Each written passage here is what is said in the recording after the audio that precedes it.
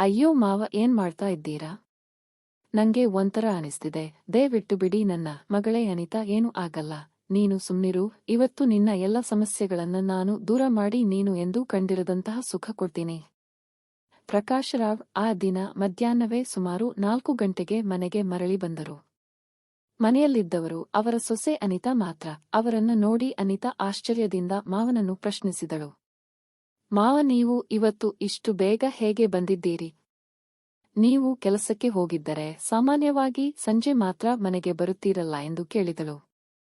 ಅದಕ್ಕೆ ಪ್ರಕಾಶ್ ರಾವ್ ಹೇಳಿದನು, ಅನಿತಾ, ನಿನ್ನ ಕೆಲಸಕ್ಕೆ ಬೇಕಾದ ಒಂದು ಮಹತ್ವದ ವಸ್ತುವನ್ನು ನಾನು ತೆಗೆದುಕೊಂಡು ಬಂದಿದ್ದೇನೆ.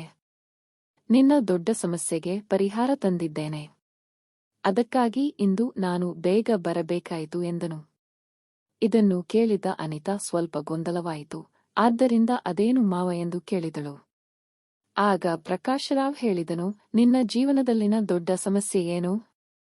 ಈ ಮಾತು ಕೇಳುತ್ತಿದ್ದಂತೆಯೇ ಅನಿತಾಳ ಮುಖ ಕಳಕಳಿಯಿಂದ ತುಂಬಿಹೋಯಿತು. ಅವಳು ದುಃಖದಿಂದ ಹೇಳಿದಳು, ಮಾವ, ನೀವು ಏಕೆ ಇಂತಹ ಮಾತು ಕೇಳುತ್ತೀರಿ? ನಿಮಗೆ ಗೊತ್ತಿಲ್ಲವೇ ನನ್ನ ಜೀವನದ ದೊಡ್ಡ ದುಃಖ? ನನಗೆ ಮಕ್ಕಳಾಗದೇ ಇರುವುದೇ ನನ್ನ ಜೀವನದ ಒಂದು ದೊಡ್ಡ ದುಃಖ.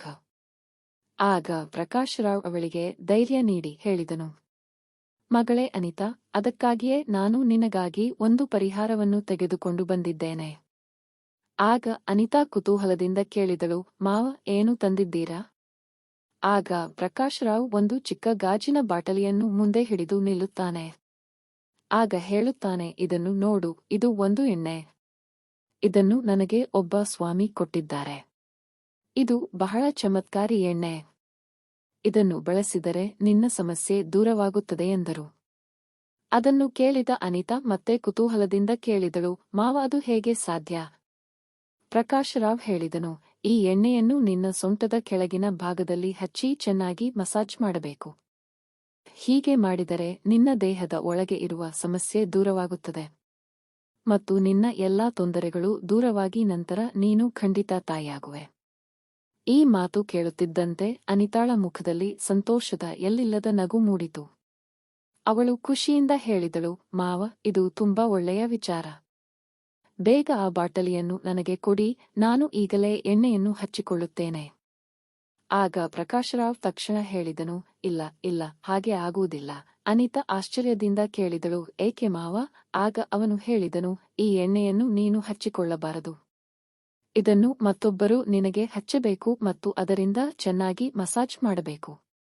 ಇದನ್ನು ಕೇಳಿದ ಅನಿತಾ ಸ್ವಲ್ಪ ಯೋಚಿಸಿ ಹೇಳಿದಳು, ಹಾಗಾದರೆ ಸರಿ ಮಾವ. ನೀವು ಇದನ್ನು ಈಗ ನನಗೆ ಕೊಡಿ. ಸಂಜೆ ನನ್ನ ಗಂಡ ಮನೆಗೆ ಬಂದ ಮೇಲೆ ನಾನು ಅವರಿಂದ ಈ ಎಣ್ಣೆಯನ್ನು ರಾತ್ರಿ ಹಚ್ಚಿಕೊಳ್ಳುತ್ತೇನೆ. ಇಲ್ಲಿ ಅವಳು ತನ್ನ ಗಂಡನ ಬಗ್ಗೆ ಹೇಳುತ್ತಿದ್ದಳು. ಅವನ ಹೆಸರು ರಾಜೇಶ್. ಅದಕ್ಕೆ ಪ್ರಕಾಶ್ ರಾವ್ ಹೇಳಿದನು, ಅನಿತಾ, ನೀನು ಏನು ಮಾತನಾಡುತ್ತಿದ್ದೀಯಾ? ಇದು ಸಾಮಾನ್ಯ ಎಣ್ಣೆಯಲ್ಲ, ಚಮತ್ಕಾರಿ ಎಣ್ಣೆ. ಆ ಸ್ವಾಮಿ ಹೇಳಿದ್ದು ಏನೆಂದರೆ ಇದರ ಪರಿಣಾಮ ಕೇವಲ 2 ಗಂಟೆಗಳವರೆಗೆ ಮಾತ್ರ ಇರುತ್ತದೆ. ಆ 2 ಗಂಟೆಗಳೊಳಗೆ ಈ ಎಣ್ಣೆಯನ್ನು ಹಚ್ಚಬೇಕು. ಅದನ್ನು ಕೇಳಿದ ಅನಿತಾ ಗೊಂದಲದಿಂದ ಕೇಳಿದಳು, ಈಗ ಏನು ಮಾಡಬೇಕು ಅಂತ? ಪ್ರಕಾಶ್ ರಾವ್ ಹೇಳಿದನು, ಅದರ ಜೊತೆಗೆ ಸ್ವಾಮಿ ಒಂದು ಮಂತ್ರವನ್ನು ನೀಡಿದ್ದಾರೆ. ಆದರೆ ಆ ಮಂತ್ರವನ್ನು ನಾನು ನಿನಗೆ ಹೇಳಲು ಸಾಧ್ಯವಿಲ್ಲ. ಎಣ್ಣೆಯನ್ನು ಹಚ್ಚುವಾಗ ಆ ಮಂತ್ರವನ್ನು ನಾನು ಸ್ವತಃ ಉಚ್ಚಾರಣೆ ಮಾಡಬೇಕು. ಆಗ ಮಾತ್ರ ಎಣ್ಣೆ ಕೆಲಸ ಮಾಡುತ್ತದೆ. ಇದನ್ನು ಕೇಳಿದ ಅನಿತಾ ಸಂಪೂರ್ಣ ಮೌನವಾಗಿ ಬಿಟ್ಟಳು. ಸ್ವಲ್ಪ ಆತಂಕದಿಂದ ಹೇಳಿದಳು, ಮಾವ, ಹಾಗಾದರೆ ಈಗ ಏನು ಮಾಡುವುದು ಅಂತ? ಆಗ ಪ್ರಕಾಶ್ ರಾವ್ ಹೇಳಿದನು, ಅನಿತಾ, ಇದರಲ್ಲಿ ಏನು ದೊಡ್ಡ ವಿಷಯ ಇಲ್ಲ. ನಾನು ಇದ್ದೇನೆ ಅಲ್ವಾ, ನಾನೇ ನಿನಗೆ ಈ ಎಣ್ಣೆಯನ್ನು ಹಚ್ಚುತ್ತೇನೆ. ಈ ಮಾತು ಕೇಳಿ ಅನಿತಾಗೆ ಸ್ವಲ್ಪ ಗಲಿಬಿಲಿಯಾಯಿತು. ಅವಳಿಗೆ ತುಂಬಾ ಸಂಕೋಚ ಹಾಗೂ ಲಜ್ಜೆಯಾಯಿತು.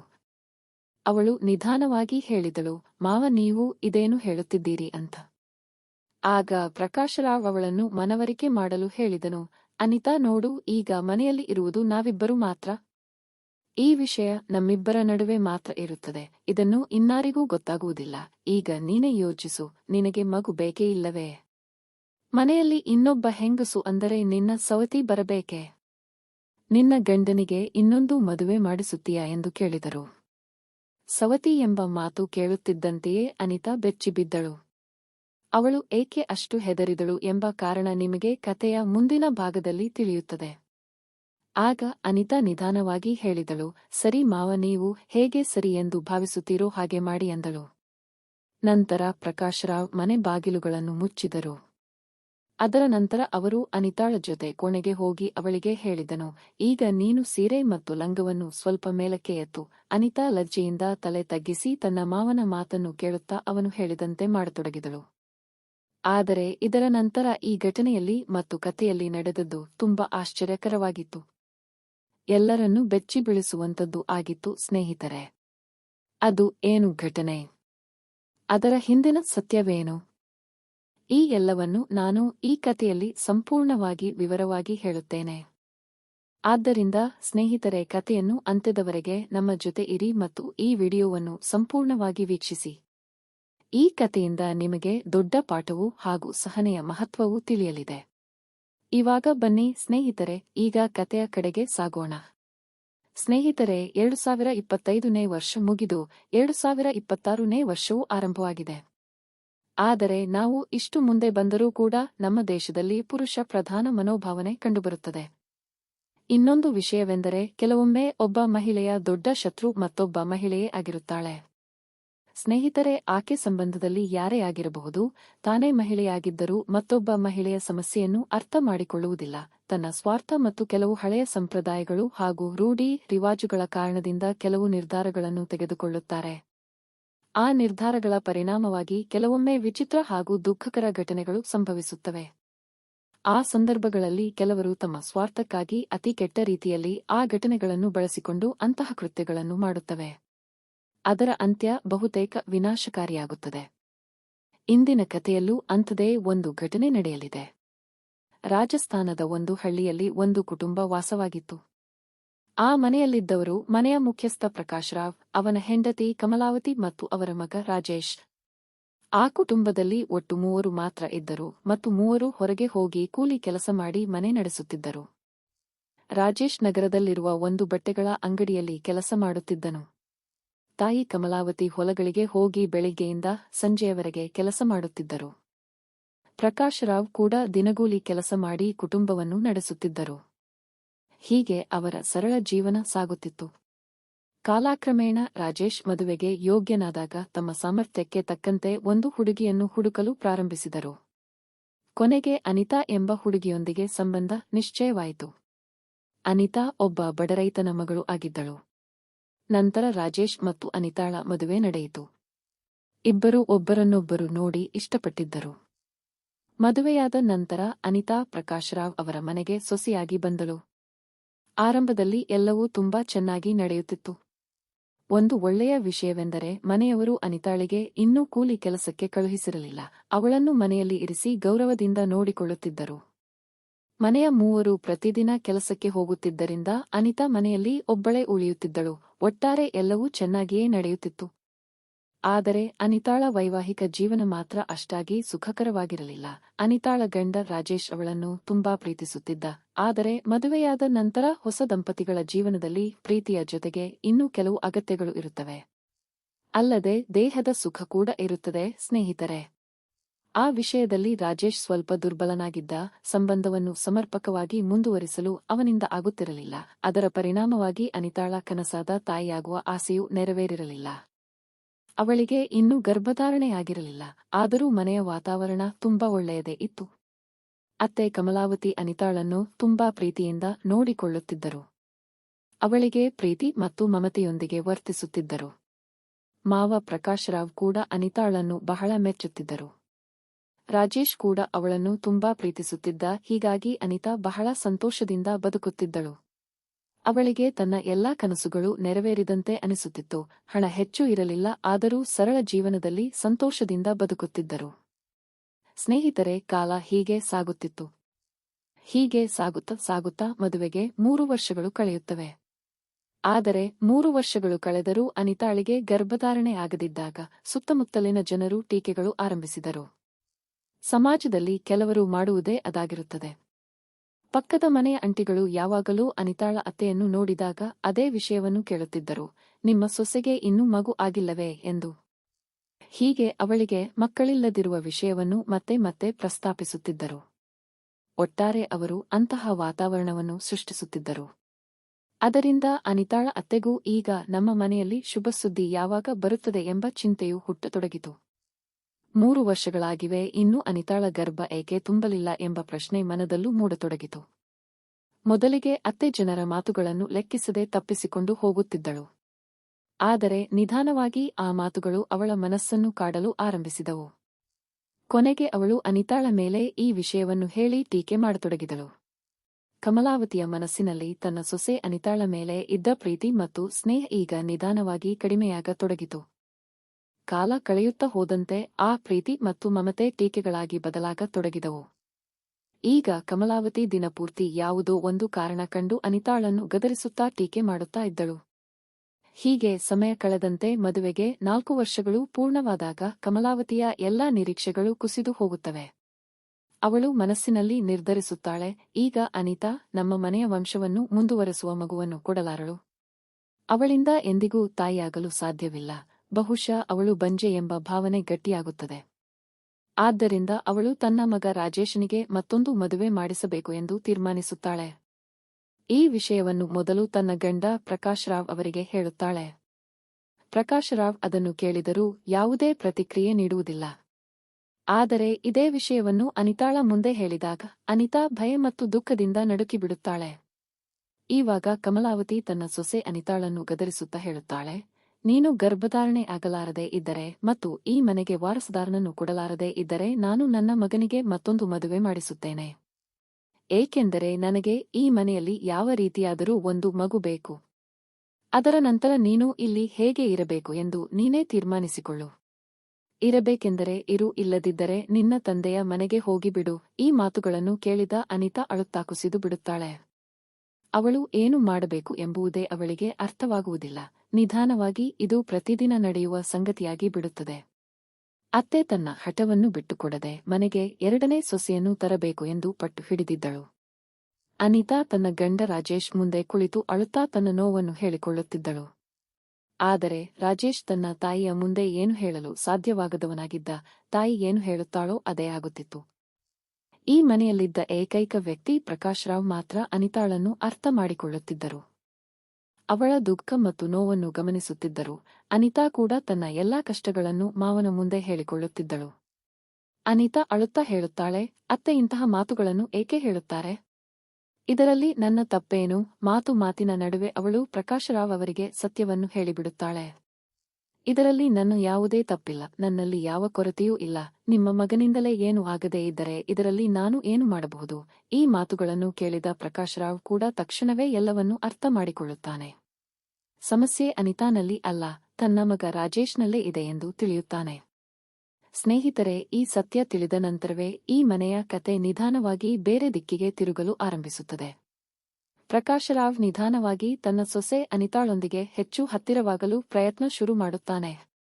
ಅನಿತಾ ತನ್ನ ದುಃಖವನ್ನು ಹೇಳುತ್ತಾ ಅವನ ಮುಂದೆ ಕುಳಿತು ಅತ್ತಾಗ ಪ್ರಕಾಶ್ ರಾವ್ ಅವಳ ಬಳಿ ಹೋಗಿ ಅವಳನ್ನು ಸಮಾಧಾನಪಡಿಸುವಂತೆ ಅಪ್ಪಿಕೊಂಡು ಧೈರ್ಯ ಹೇಳಲು ಶುರು ಮಾಡುತ್ತಾನೆ. ಅನಿತಾಳಿಗೆ ಅವನು ತನ್ನನ್ನು ಧೈರ್ಯಪಡಿಸುತ್ತಿದ್ದಾನೆ ಎಂದು ಅನಿಸುತ್ತಿತ್ತು. ಆದರೆ ವಾಸ್ತವದಲ್ಲಿ ಆ ಸಮಾಧಾನದ ನೆಪದಲ್ಲಿ ಅವನು ನಿಧಾನವಾಗಿ ಅವಳ ದೇಹವನ್ನು ಸ್ಪರ್ಶಿಸಲು ಆರಂಭಿಸುತ್ತಾನೆ. ಏಕೆಂದರೆ ಅವನ ಮನಸ್ಸಿನಲ್ಲೂ ಮತ್ತು ಯೋಚನೆಗಳಲ್ಲೂ ಬೇರೆದೇ ನಡೆಯುತ್ತಿತ್ತು. ಒಂದು ದಿನ ಸ್ನೇಹಿತರೆ, ಪ್ರಕಾಶ್ ರಾವ್ ತನ್ನ ಸೊಸೆ ಅನಿತಾಳಿಗೆ ಹೇಳುತ್ತಾನೆ, ನೀನು ಚಿಂತಿಸಬೇಡ, ನಿನ್ನ ಸಮಸ್ಯೆಗೆ ಪರಿಹಾರವನ್ನು ನಾನು ಕಂಡುಕೊಳ್ಳುತ್ತೇನೆ. ಈ ಮನೆಯೊಳಗೆ ನಿನಗೆ ಯಾವತ್ತೂ ಸವತಿ ಬರುವುದಿಲ್ಲ. ನಿನ್ನ ಗರ್ಭದಲ್ಲಿ ಮಗು ಹುಟ್ಟುತ್ತದೆ. ಈ ಮಾತುಗಳನ್ನು ಕೇಳಿದ ಅನಿತಾ ತುಂಬಾ ಸಂತೋಷಪಡುತ್ತಾಳೆ. ಅವಳು ಕೇಳುತ್ತಾಳೆ, ಮಾವ ನೀವು ಏನು ಮಾಡಲಿದ್ದೀರಾ? ಆಗ ಪ್ರಕಾಶ್ ರಾವ್ ಹೇಳುತ್ತಾನೆ, ಅದು ಎಲ್ಲವೂ ನನ್ನ ಮೇಲೆ ಬಿಟ್ಟುಬಿಡು, ನೀನು ಸ್ವಲ್ಪ ದಿನ ಕಾಯು. ಕೆಲವೇ ದಿನಗಳು ಕಳೆದವು. ಒಂದು ದಿನ ಮನೆಯಲ್ಲಿದ್ದ ಎಲ್ಲರೂ ತಮ್ಮ ತಮ್ಮ ಕೆಲಸಕ್ಕೆ ಹೋಗಿದ್ದರು. ಕಮಲಾವತಿಯು ಕೆಲಸಕ್ಕೆ ಹೋಗಿದ್ದಳು, ರಾಜೇಶ್ ಕೂಡ ಕೆಲಸಕ್ಕೆ ಹೋಗಿದ್ದನು. ಪ್ರಕಾಶ್ ರಾವ್ ಕೂಡ ಕೆಲಸಕ್ಕೆ ಹೊರಟಿದ್ದನು. ಆದರೆ ಮಧ್ಯಾಹ್ನ ಸುಮಾರು 3 ಗಂಟೆಯ ಸಮಯದಲ್ಲಿ ಪ್ರಕಾಶ್ ರಾವ್ ಅರ್ಧ ದಿನದಲ್ಲಿ ಮನೆಗೆ ಹಿಂದಿರುಗಿ ಬರುತ್ತಾನೆ. ಆಗ ಅನಿತಾ ಆಶ್ಚರ್ಯದಿಂದ ಕೇಳುತ್ತಾಳೆ, ಮಾವ ನೀವು ಇಷ್ಟು ಬೇಗ ಹೇಗೆ ಬಂದಿದ್ದೀರಿ? ಪ್ರಕಾಶ್ ರಾವ್ ತನ್ನ ಜೇಬಿನಿಂದ ಒಂದು ಕಪ್ಪು ದಾರವನ್ನು ತೆಗೆದು ಅನಿತಾಳಿಗೆ ತೋರಿಸುತ್ತಾನೆ. ಅನಿತಾ ಕೇಳುತ್ತಾಳೆ, ಇದು ಏನು ಮಾವ? ಆಗ ಪ್ರಕಾಶ್ ರಾವ್ ಹೇಳುತ್ತಾನೆ, ಇದು ಸಾಮಾನ್ಯ ದಾರವಲ್ಲ, ಇದು ಚಮತ್ಕಾರಿ ದಾರ. ಪ್ರಕಾಶರಾವ್ ತನ್ನ ಸೊಸೆ ಅನಿತಾಳಿಗೆ ಹೇಳುತ್ತಾನೆ, ಇವಾಗ ನೀನು ಆರಂಭವಾಗಿರು, ಇನ್ನು ಮುಂದೆ ನಿನ್ನ ಒಳ್ಳೆಯ ದಿನಗಳು ಆರಂಭವಾಗಲಿವೆ, ಬೇಗನೆ ನಿನ್ನ ಮಡಿಲು ತುಂಬಲಿದೆ. ಅದನ್ನು ಕೇಳಿ ಅನಿತಾ ಆಶ್ಚರ್ಯದಿಂದ ಕೇಳುತ್ತಾಳೆ, ಅದು ಹೇಗೆ ಸಾಧ್ಯ? ಆಗ ಪ್ರಕಾಶರಾವ್ ಹೇಳುತ್ತಾನೆ, ನನಗೆ ಒಂದು ಬಹಳ ಚಮತ್ಕಾರಿ ಸ್ವಾಮಿ ಸಿಕ್ಕಿದ್ದರು. ಈ ದಾರವನ್ನು ಅವರು ನನಗೆ ಕೊಟ್ಟಿದ್ದಾರೆ. ಈ ದಾರವನ್ನು ನೀನು ಸೊಂಟದ ಕೆಳಭಾಗದಲ್ಲಿ ಕಟ್ಟಿಕೊಳ್ಳಬೇಕು, ಹಾಗೆ ಕಟ್ಟಬೇಕು, ಯಾರಿಗೂ ಕಾಣಿಸಿದಂತೆ. ನಂತರ ಅವನು ಮುಂದುವರೆದು ಹೇಳುತ್ತಾನೆ, ಇದಾದ ನಂತರ ಮುಂದಿನ ಪ್ರಕ್ರಿಯೆ ಆರಂಭವಾಗುತ್ತದೆ. ಈ ಮಾತುಗಳನ್ನು ಕೇಳಿ ಅನಿತಾ ತುಂಬಾ ಸಂತೋಷಪಡುತ್ತಾಳೆ. ಅವಳು ಹೇಳುತ್ತಾಳೆ, ಕೊಡಿ ಮಾವ, ಆ ದಾರವನ್ನು ನಾನೇ ಕಟ್ಟಿಕೊಳ್ಳುತ್ತೇನೆ. ಆದರೆ ಪ್ರಕಾಶರಾವ್ ಹೇಳುತ್ತಾನೆ, ಇಲ್ಲ, ನೀನು ಇದನ್ನು ಕಟ್ಟಿಕೊಳ್ಳಲು ಸಾಧ್ಯವಿಲ್ಲ. ಆ ಸ್ವಾಮಿ ನನಗೆ ವಿಶೇಷ ಮಂತ್ರವನ್ನು ಕೊಟ್ಟಿದ್ದಾರೆ. ಆ ಮಂತ್ರವನ್ನು ಜಪಿಸುತ್ತಾ ನಾನು ಸ್ವತಃ ಇದನ್ನು ಕಟ್ಟಬೇಕು ಎಂದು ಹೇಳಿದ್ದಾರೆ. ಇದನ್ನು ಕೇಳಿ ಅನಿತಾ ತುಂಬಾ ಸಂಕೋಚಕ್ಕೆ ಒಳಗಾಗುತ್ತಾಳೆ ಮತ್ತು ಹೇಳುತ್ತಾಳೆ, ಮಾವ, ನೀವು ಹೇಗೆ ಕಟ್ಟಬಹುದು? ಆಗ ಪ್ರಕಾಶರಾವ್ ಹೇಳುತ್ತಾನೆ, ಅಯ್ಯೋ, ನನ್ನನ್ನು ಹೊರತುಪಡಿಸಿ ಇಲ್ಲಿ ಇನ್ನಾರು ಇದ್ದಾರೆ. ಕೇವಲ ಒಂದು ದಾರವನ್ನು ಕಟ್ಟಬೇಕಷ್ಟೇ, ಇದರಲ್ಲಿ ಏನು ದೊಡ್ಡ ವಿಷಯ? ಸ್ವಲ್ಪ ಹೊತ್ತು ಯೋಚಿಸಿದ ನಂತರ ಅನಿತಾ ಕೊನೆಗೆ ಹೇಳುತ್ತಾಳೆ, ಸರಿ ಮಾವ, ನೀವು ಕಟ್ಟಿಬಿಡಿ. ಆಗ ಪ್ರಕಾಶರಾವ್ ಹೇಳುತ್ತಾನೆ, ಅಯ್ಯೋ ಹುಚ್ಚಿ, ಸೀರೆಯ ಮೇಲೆ ಹೀಗೆ ಕಟ್ಟಲಿ? ಅನಿತಾ ಸಂಕೋಚದಿಂದ ಕೇಳುತ್ತಾಳೆ, ಮಾವ, ಹಾಗಾದರೆ ಏನು ಮಾಡಬೇಕು? ಆಗ ಪ್ರಕಾಶರಾವ್ ಹೇಳುತ್ತಾನೆ, ಸೀರೆಯನ್ನು ಸ್ವಲ್ಪ ಎತ್ತು, ನನಗೆ ಒಳಗಿನಿಂದ ದಾರವನ್ನು ಕಟ್ಟಬೇಕು. ಇದನ್ನು ಕೇಳಿದ ಅನಿತಾ ತುಂಬಾ ನಾಚಿಕೆ ಪಟ್ಟುಕೊಳ್ಳುತ್ತಾಳೆ. ಅವಳು ಏನು ಮಾಡಬೇಕು ಎಂದು ಯೋಚಿಸುವಷ್ಟರಲ್ಲಿಯೇ ಪ್ರಕಾಶರಾವ್ನೇ ಸ್ವತಃ ಅವಳ ಸೀರೆಯನ್ನು ಸ್ವಲ್ಪ ಸರಿಸಿ ಒಳಗೆ ಕೈ ಹಾಕಿ ದಾರವನ್ನು ಕಟ್ಟುತ್ತಾನೆ. ಆ ವೇಳೆ ಅವನು ದಾರವನ್ನು ಕಟ್ಟುವ ನೆಪದಲ್ಲಿ ಅವಳನ್ನು ಸ್ಪರ್ಶಿಸುತ್ತಾನೆ. ಅನಿತಾ ಸ್ವಲ್ಪ ನಡುಗಿ ಹೋಗುತ್ತಾಳೆ, ಆದರೆ ಏನು ಹೇಳುವುದಿಲ್ಲ. ದಾರವನ್ನು ಕಟ್ಟಿದ ನಂತರವೂ ಅವನು ಅವಳ ದೇಹವನ್ನು ಮುಟ್ಟಲು ಪ್ರಯತ್ನಿಸುತ್ತಾನೆ. ಆದರೆ ಅನಿತಾಳಿಗೆ ಅವನ ನಿಜವಾದ ಉದ್ದೇಶಗಳು ಅರ್ಥವಾಗುವುದಿಲ್ಲ. ಅನಿತಾ ಆ ವೇಳೆ ಸಂತೋಷದಲ್ಲೇ ಇರುತ್ತಾಳೆ. ಆಗ ಪ್ರಕಾಶರಾವ್ ಅವಳಿಗೆ ಹೇಳುತ್ತಾನೆ, ಈ ವಿಷಯವನ್ನು ಯಾರಿಗೂ ಹೇಳಬೇಡ, ನಿನ್ನ ಗಂಡನಿಗೂ ಹೇಳಬೇಡ, ಹಾಗೆ ನಿನ್ನ ಅತ್ತೆಗೂ ಕೂಡ ಹೇಳಬೇಡ. ಈ ವಿಷಯ ನಮ್ಮಿಬ್ಬರ ನಡುವೆ ಮಾತ್ರ ಇರಬೇಕು. ಅನಿತಾ ಒಪ್ಪಿಕೊಂಡು ಸರಿ ಮಾವ ಎಂದು ಹೇಳುತ್ತಾಳೆ. ಆಗ ಪ್ರಕಾಶರಾವ್ ಹೇಳುತ್ತಾನೆ, ಇನ್ನು 3-4 ದಿನಗಳ ನಂತರ ಮತ್ತೊಂದು ಪ್ರಕ್ರಿಯೆ ಮಾಡಬೇಕು. ಅದಾದ ನಂತರ ನಿನ್ನ ಕೆಲಸ ಖಂಡಿತವಾಗಿಯೂ ಆಗುತ್ತದೆ. ಅನಿತಾ ತುಂಬಾ ಖುಷಿಯಾಗುತ್ತಾಳೆ. ಹೀಗೆ 3-4 ದಿನಗಳು ಕಳೆಯುತ್ತವೆ. ನಂತರ ಆ ದಿನ ಬರುತ್ತದೆ. ನಾನು ಕಥೆಯ ಆರಂಭದಲ್ಲಿ ಹೇಳಿದಂತೆ ಪ್ರಕಾಶರಾವ್ ಒಂದು ಎಣ್ಣೆ ತೆಗೆದುಕೊಂಡು ಮನೆಗೆ ಬರುತ್ತಾನೆ. ಕಥೆಯ ಆರಂಭದಲ್ಲಿ ನಾನು ನಿಮಗೆ ಹೇಳಿದ ಘಟನೆಯನ್ನು ಮತ್ತೊಮ್ಮೆ ನೆನಪಿಸಿಕೊಂಡರೆ ವಿಷಯ ಸ್ಪಷ್ಟವಾಗುತ್ತದೆ.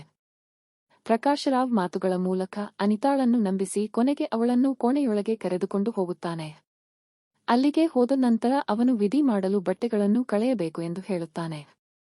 ಅನಿತಾ ಕೂಡ ಅವನ ಮಾತುಗಳನ್ನು ನಂಬಿ ಹಾಗೆ ಮಾಡುತ್ತಾಳೆ. ಅವಳು ತನ್ನ ಸೀರೆ ಮತ್ತು ಲಂಗವನ್ನು ತೆಗೆದು ಬೆಡ್ ಮೇಲೆ ಮಲಗುತ್ತಾಳೆ. ನಂತರ ಪ್ರಕಾಶರಾವ್ ಕೂಡ ತನ್ನ ಬಟ್ಟೆಗಳನ್ನು ತೆಗೆದು ಎಣ್ಣೆಯನ್ನು ತೆಗೆದುಕೊಂಡು ಅನಿತಾಳ ಸೊಂಟದಿಂದ ಕೆಳಭಾಗದವರೆಗೆ ಮಸಾಜ್ ಮಾಡಲು ಆರಂಭಿಸುತ್ತಾನೆ. ಆ ಎಣ್ಣೆಯನ್ನು ಬಳಸಿ ಅವನು ನಿಧಾನವಾಗಿ ಅನಿತಾಳನ್ನು ಗೊಂದಲಕ್ಕೆ ಒಳಪಡಿಸುವ ರೀತಿಯಲ್ಲಿ ವರ್ತಿಸುತ್ತಾನೆ. ಈ ಎಲ್ಲಾ ಘಟನೆಗಳಿಂದ ಅನಿತಾಳ ಮನಸ್ಸು ಅಸ್ಥಿರವಾಗುತ್ತದೆ ಮತ್ತು ಅವಳು ತುಂಬಾ ಅಸ್ವಸ್ಥತೆಯನ್ನು ಅನುಭವಿಸುತ್ತಾಳೆ. ಪ್ರಕಾಶರಾವ್ ತನ್ನ ಮನಸ್ಸಿನಲ್ಲಿ ಯೋಚಿಸಿದ್ದನ್ನು ಸಾಧಿಸಲು ಯತ್ನಿಸುತ್ತಿದ್ದನು. ಆ ಸಮಯದಲ್ಲಿ ಅನಿತಾ ಅವನನ್ನು ತಡೆಯುವ ಸ್ಥಿತಿಯಲ್ಲಿ ಇರಲಿಲ್ಲ, ಏಕೆಂದರೆ ಅವಳು ಆ ಪರಿಸ್ಥಿತಿಯಲ್ಲಿ ಸಂಪೂರ್ಣವಾಗಿ ಗಾಬರಿಯಾಗಿದ್ದಳು. ಅದರ ಕಾರಣದಿಂದ ಅನಿತಾ ಕೂಡ ಅವನನ್ನು ಯಾವುದಕ್ಕೂ ತಡೆಯಲಿಲ್ಲ. ಪ್ರಕಾಶರಾವ್ ಏನು ಮಾಡಲು ಬಯಸುತ್ತಿದ್ದಾನೋ ಅದನ್ನು ಮಾಡಲು ಅವಳು ಬಿಡುತ್ತಾಳೆ ಮತ್ತು ಅವನಿಗೆ ಸಹಕಾರವು ನೀಡುತ್ತಾಳೆ. ನಂತರ ಇಬ್ಬರೂ ಆ ಕ್ಷಣಗಳಲ್ಲಿ ಮುಳುಗಿ ಹೋಗುತ್ತಾರೆ.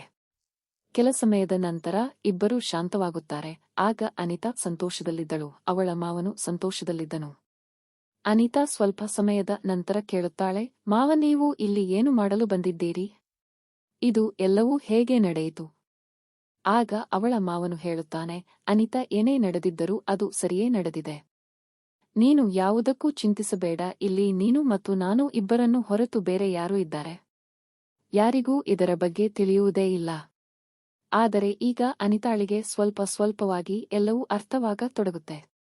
ಅವಳು ಹೇಳುತ್ತಾಳೆ, ಸರಿ ಮಾವ, ನೀವು ಹೇಳಿದಂತೆ ನಾನು ಯಾರಿಗೂ ಏನು ಹೇಳುವುದಿಲ್ಲ. ಆದರೆ ಒಂದು ವಿಷಯವನ್ನು ನಿಜವಾಗಿ ಹೇಳಿ, ನಿಜವಾಗಿಯೂ ಯಾವುದಾದರೂ ಸ್ವಾಮಿ ನಿಮಗೆ ಈ ಎಣ್ಣೆ ಕೊಟ್ಟಿದ್ದರೆ? ನಿಜವಾಗಿಯೂ ಅವರ ಮಾತಿನ ಮೇಲೆ ನೀವು ಇದನ್ನೆಲ್ಲ ಮಾಡಿದ್ದೀರಾ? ಈ ಪ್ರಶ್ನೆಯನ್ನು ಕೇಳುತ್ತಿದ್ದಂತೆಯೇ ಅವಳ ಮಾವನ ಮುಖದಲ್ಲಿ ಒಂದು ಕುತಂತ್ರದ ನಗುವು ಕಾಣಿಸಿಕೊಳ್ಳುತ್ತದೆ. ಆಗ ಪ್ರಕಾಶರಾವ್ ಹೇಳುತ್ತಾನೆ, ಯಾವ ಸ್ವಾಮಿಯೂ ಇಲ್ಲ, ಯಾರು ನನಗೆ ಈ ಎಣ್ಣೆಯನ್ನು ಕೊಟ್ಟಿಲ್ಲ, ಯಾರೂ ಈ ದಾರವನ್ನು ಕೊಟ್ಟಿಲ್ಲ, ನಿನ್ನ ಜೊತೆ ಈ ಎಲ್ಲವನ್ನೂ ಮಾಡಲು ನಾನು ಕೇವಲ ಒಂದು ನೆಪ ಮಾಡಿದ್ದೆ. ಅದನ್ನು ಕೇಳಿ ಅನಿತಾ ಆಶ್ಚರ್ಯದಿಂದ ಕೇಳುತ್ತಾಳೆ, ಮಾವ, ನೀವು ನನ್ನ ಜೊತೆ ಹೀಗೆ ಏಕೆ ಮಾಡಿದ್ದೀರಿ? ಆಗ ಅವನು ಹೇಳುತ್ತಾನೆ, ಅನಿತಾ, ವಿಷಯ ಏನೆಂದರೆ ನನ್ನ ಮಗನು ನಿನ್ನೊಂದಿಗೆ ಗಂಡ ಹೆಂಡತಿಯ ಜೀವನವನ್ನು ಸರಿಯಾಗಿ ನಡೆಸಲು ಸಾಧ್ಯವಾಗುತ್ತಿಲ್ಲ. ಆದರೆ ನಿನಗೆ ಮಗು ಬೇಕು, ಇಲ್ಲವಾದರೆ ಈ ಮನೆಯೊಳಗೆ ನಿನಗೆ ಸವತಿ ಬರಬಹುದು. ನಿನ್ನ ಅತ್ತೆ ನಿನ್ನ ಗಂಡನಿಗೆ ಇನ್ನೊಂದು ಮದುವೆ ಮಾಡಿಸಬಹುದು. ಸವತಿ ಬಂದ ನಂತರ ನಿನ್ನ ಜೀವನವೇ ಹಾಳಾಗಬಹುದು. ಇದು ನಿನಗೆ ಚೆನ್ನಾಗಿ ಗೊತ್ತಿದೆ. ಆಗ ನೀನು ಇಲ್ಲಿ ಇರುತ್ತೀಯಾ ಅಥವಾ ನಿನ್ನ ತಂದೆಯ ಮನೆಗೆ ಹೋಗುತ್ತೀಯಾ? ಗಂಡನ ಮನೆ ಬಿಟ್ಟು ಬಂದ ಹೆಂಗಸಿಗೆ ಸಮಾಜದಲ್ಲಿ ಯಾವ ರೀತಿಯ ಗೌರವ ಸಿಗುತ್ತದೆ ಮತ್ತು ಹೇಗೆ ಬದುಕಬೇಕಾಗುತ್ತದೆ ಎಂಬುದನ್ನು ನೀನು ಚೆನ್ನಾಗಿ ತಿಳಿದಿರುವೆ. ಈಗ ನಿರ್ಧಾರ ನಿನ್ನ ಕೈಯಲ್ಲಿದೆ ಅನಿತಾ. ನಿನಗೆ ಸಂತೋಷದ ಜೀವನ ಬೇಕಾ ಅಥವಾ ಜೀವಮಾನವಿಡೀ ದುಃಖ ಬೇಕಾ? ಇದನ್ನು ಕೇಳಿ ಅನಿತಾ ಕೇಳುತ್ತಾಳೆ, ಮಾವ, ಇದರಿಂದ ಸಮಸ್ಯೆಗೆ ಹೇಗೆ ಪರಿಹಾರ ಸಿಗುತ್ತದೆ? ಸರಿ, ನಾನು ನಿಮ್ಮ ಮಾತುಗಳನ್ನು ಒಪ್ಪಿಕೊಂಡೆ ಎಂದುಕೊಳ್ಳಿ. ಆಗ ಅವನು ಹೇಳುತ್ತಾನೆ, ಸೊಸೆ, ನಿನಗೆ ಮಗು ಕೊಡಲು ನಾನು ಇನ್ನೂ ಸಮರ್ಥನಾಗಿದ್ದೇನೆ. ನನ್ನ ಮಗನಲ್ಲಿ ಇರುವ ಕೊರತೆಯಿಂದ ನೀನು ಚಿಂತಿಸಬೇಡ. ಅವನು ಮುಂದುವರೆದು ಹೇಳುತ್ತಾನೆ, 9 ತಿಂಗಳೊಳಗೆ ನೀನು ಒಬ್ಬ ಆರೋಗ್ಯಕರ ಮಗುವಿನ ತಾಯಿಯಾಗುತ್ತೀಯ, ಇದು ನನ್ನ ಮಾತು. ಆದರೆ ಅದಕ್ಕಾಗಿ ನಾವು ಈಗ ಮಾಡಿದ ಕೆಲಸವನ್ನು ಮತ್ತೆ ಮತ್ತೆ ಮಾಡಬೇಕು. ಸ್ನೇಹಿತರೆ, ಅನಿತಾಳಿಗೆ ಯಾವುದೇ ಪರಿಸ್ಥಿತಿಯಲ್ಲೂ ಮಗು ಬೇಕೆಂಬ ಆಸೆ ಮಾತ್ರ ಇತ್ತು. ಏಕೆಂದರೆ ಅವಳ ತಲೆಯ ಮೇಲೆ ಸವತಿ ಎಂಬ ಭಯದ ಕತ್ತಿಯು ತೂಗುತ್ತಿತ್ತು. ಅಲ್ಲಿಂದ ಅನಿತಾ ಮತ್ತು ಅವಳ ಮಾವನ ನಡುವೆ ತಪ್ಪಾದ ಸಂಬಂಧಗಳು ಆರಂಭವಾಗುತ್ತವೆ. ನಿಧಾನವಾಗಿ ಈ ಸಂಬಂಧ ದಿನೇ ದಿನೇ ಹೆಚ್ಚಾಗತೊಡಗುತ್ತದೆ. ಕೆಲವೊಮ್ಮೆ ಅವನು ಮಧ್ಯಾಹ್ನದಲ್ಲಿ ಮನೆಗೆ ಹಿಂದಿರುಗಿ ಬಂದು ಮನೆಯಲ್ಲಿರುವ ಸೊಸೆಯ ಜೊತೆ ತಪ್ಪಾದ ವರ್ತನೆ ಮಾಡುತ್ತಿರುತ್ತಾನೆ. ಏಕೆಂದರೆ ಅತ್ತೆಯು ಕೆಲಸಕ್ಕೆ ಹೋಗುತ್ತಾಳೆ, ರಾಜೇಶ್ ಕೂಡ ಕೆಲಸಕ್ಕೆ ಹೋಗುತ್ತಾನೆ. ಹೀಗಾಗಿ ಅವರನ್ನು ನೋಡಲು ಮನೆಯಲ್ಲಿ ಯಾರೂ ಇರುವುದಿಲ್ಲ. ಆದರೆ ಸ್ನೇಹಿತರೆ, ಇಂತಹ ವಿಷಯಗಳು ಸದಾ ಮರೆಯಾಗಿರುವುದಿಲ್ಲ. ಲಾಲಸೆ ಹೆಚ್ಚಾದಂತೆ ಅದು ಮಿತಿಯನ್ನು ದಾಟುತ್ತದೆ. ಮೊದಲಿಗೆ ಅವರು ಹಗಲಿನಲ್ಲಿ ಮಾತ್ರ ಈ ರೀತಿಯ ಕೆಲಸಗಳನ್ನು ಮಾಡುತ್ತಿದ್ದರು. ಆದರೆ ಅವರೊಳಗಿನ ಆಸೆ ಮತ್ತು ಲಾಲಸೆ ಹೆಚ್ಚಾಗುತ್ತಾ ಹೋಗಿ ನಂತರ ರಾತ್ರಿ ಎಲ್ಲರೂ ಮಲಗಿದ ನಂತರವೂ ಅನಿತಾ ಸುಮ್ಮನೆ ಹೊರಗೆ ಹೋಗಿ ಮಾವನನ್ನು ಭೇಟಿ ಮಾಡುತ್ತಿದ್ದಳು. ಇಬ್ಬರೂ ಮತ್ತೆ ಅದೇ ಕೆಲಸವನ್ನು ಮಾಡುತ್ತಿದ್ದರು, ಯಾರಿಗೂ ಇದರ ಬಗ್ಗೆ ತಿಳಿಯುವುದಿಲ್ಲ ಎಂದುಕೊಂಡು. ಸ್ನೇಹಿತರೆ, ಇದೇ ರೀತಿ ಮಾವ ಮತ್ತು ಸೊಸೆಯ ನಡುವೆ ಈ ಆಟ ತುಂಬಾ ಶಾಂತವಾಗಿ ಮತ್ತು ಯಾರಿಗೂ ತಿಳಿಯದಂತೆ ಸಾಗುತ್ತಿತ್ತು.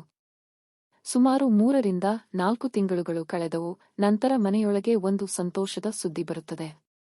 ಮನೆಯಲ್ಲಿದ್ದ ಎಲ್ಲರೂ ತುಂಬಾ ಖುಷಿಯಾಗಿದ್ದರು. ಅತ್ತೆಯೂ ಸಂತೋಷದಲ್ಲಿದ್ದಳು, ಸೊಸೆಯೂ ಸಂತೋಷದಲ್ಲಿದ್ದಳು.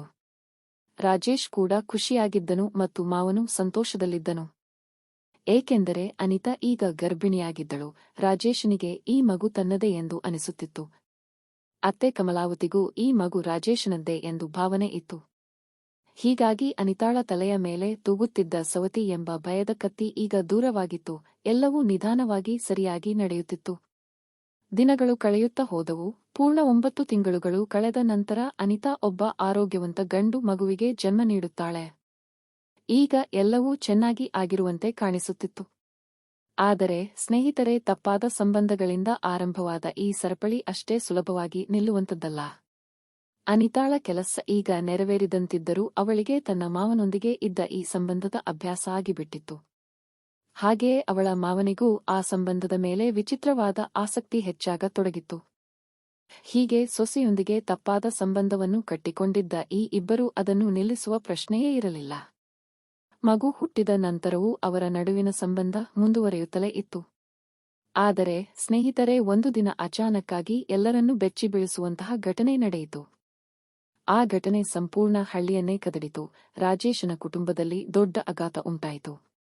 ಕಾರಣವೇನೆಂದರೆ ಪ್ರಕಾಶರಾವ್ ತನ್ನ ಮನೆಯಲ್ಲಿಯೇ ಕಂಬಕ್ಕೆ ಕಟ್ಟಿಕೊಂಡು ತನ್ನ ಪ್ರಾಣ ಬಿಟ್ಟಿದ್ದಾನೆ ಎಂಬ ಸುದ್ದಿ ಹೊರಬಂದಿತು. ಈ ವಿಷಯವನ್ನು ತಕ್ಷಣ ಪೊಲೀಸರಿಗೆ ತಿಳಿಸಲಾಯಿತು. ಪೊಲೀಸರು ಸ್ಥಳಕ್ಕೆ ಬಂದಾಗ ಸಂಪೂರ್ಣ ಗ್ರಾಮಸ್ಥರು ಅಲ್ಲಿಗೆ ಕೂಡಿದ್ದರು. ಅವರು ನೋಡಿದಾಗ ಪ್ರಕಾಶರಾವ್ ಕಂಬಕ್ಕೆ ಹಗ್ಗ ಕಟ್ಟಿ ಬಿಗಿದುಕೊಂಡು ನೇತಾಡುತ್ತಿರುವ ಸ್ಥಿತಿಯಲ್ಲಿ ಇದ್ದನು. ನಂತರ ಅವನ ಶವವನ್ನು ಕೆಳಗಿಳಿಸಿ ಮುಂದಿನ ಕ್ರಮಕ್ಕಾಗಿ ಕಳುಹಿಸಲಾಯಿತು. ಇದರ ನಂತರ ಪೊಲೀಸರ ತನಿಖೆ ಆರಂಭವಾಯಿತು. ಮಾಹಿತಿ ಸಂಗ್ರಹಿಸಿದಾಗ ಆ ಸಮಯದಲ್ಲಿ ಪ್ರಕಾಶರಾವ್ ಹೆಂಡತಿ ಕಮಲಾವತಿ ತನ್ನ ತವರು ಮನೆಗೆ ಹೋಗಿದ್ದರೆಂದು ತಿಳಿಯಿತು. ರಾಜೇಶ್ ತನ್ನ ಕೆಲಸಕ್ಕೆ ಹೋಗಿದ್ದನು. ಅಂದರೆ ಆ ಸಮಯದಲ್ಲಿ ಮನೆಯಲ್ಲಿದ್ದವರು ಕೇವಲ ಅನಿತಾ ಮತ್ತು ಅವಳ ಮಾವ ಪ್ರಕಾಶರಾವ್ ಮಾತ್ರ. ಅನಿತಾಳನ್ನು ಪೊಲೀಸರು ವಿಚಾರಿಸಿದಾಗ ಅವಳು ಅಳುತ್ತಾ ಹೇಳುತ್ತಾಳೆ, ನಾನು ನನ್ನ ಮಗನೊಂದಿಗೆ ನನ್ನ ಕೋಣೆಯಲ್ಲಿ ಮಲಗಿದ್ದೆ. ಮಾವ ಹೊರಗಿನಿಂದ ಮನೆಗೆ ಬಂದರು, ಊಟ ಮಾಡಿದ ಮತ್ತು ತಮ್ಮ ಕೋಣೆಗೆ ಮಲಗಲು ಹೋಗಿದ್ದರು. ನಂತರ ಸಂಜೆ ಸಮಯದಲ್ಲಿ ಅವರಿಗೆ ಚಹಾ ಕೊಡಲು ನಾನು ಅವರ ಕೋಣೆಗೆ ಹೋದೆ. ಆಗ ನೋಡಿದಾಗ ನನ್ನ ಮಾವ ಪ್ರಕಾಶರಾವ್ ಅವರ ದೇಹ ಅಲ್ಲಿ ಆ ಕಂಬಕ್ಕೆ ನೇತಾಡುತ್ತಿರುವ ಸ್ಥಿತಿಯಲ್ಲಿ ಇದ್ದರು.